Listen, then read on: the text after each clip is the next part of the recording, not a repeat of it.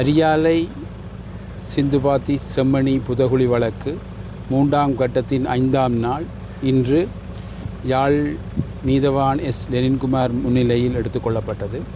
ராஜ் சோமதேவா குழுவினரும் சட்ட வைத்திய அதிகாரி செல்லையா பிரணவன் முகதாவில் இந்த அகழ்வு பணி தொடர்ந்து நடைபெற்றது.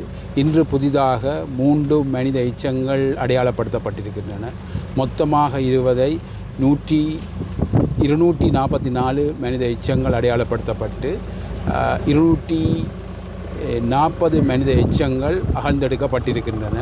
அதே நேரம் இன்று யாழ் மருத்துவபீட மாணவர்கள் 19 பேர் இந்த அகழ்வு பணியை கற்கை நடவடிக்கைக்காக பார்த்து சென்றார்கள்.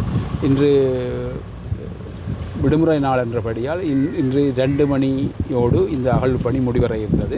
நாளை 6ஆம் நாள் இந்த அகழ்வு பணி தொடர்ந்து நடைபெற இருக்கின்றது. இந்த அடையாளம் காணப்பட்ட இந்த தொகுதியில் 13 வயதுடையவர்கள் என சந்தேகிக்கப்பட்ட சிறுவர்களுடைய சந்தேகிக்கப்பட்ட எந்த தொகுதியாக அதிகமாக 2 எலும்பு கூட்டு தொகுதிகள் சிறுவர்களாக கருதப்படுகின்றன என்று கருதப்படுகின்றது. பௌதிக அளவில் ஏதாவது அடையாளம் காணப்பட்ட வெட்டுப்பட்ட நிலையில் ஏதாவது இந்த தொகுதி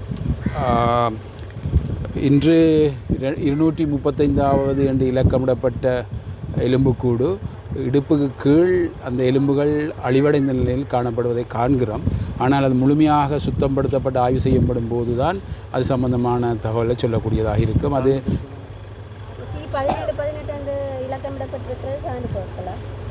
அது ஒரு புதிதாக கண்டுபிடிக்கப்பட்ட ஒரு இடமாக இருக்கின்றது. அதில் சில கருத்த அமைப்பான கொஞ்சம் பொருட்கள் காணப்படுகின்றன.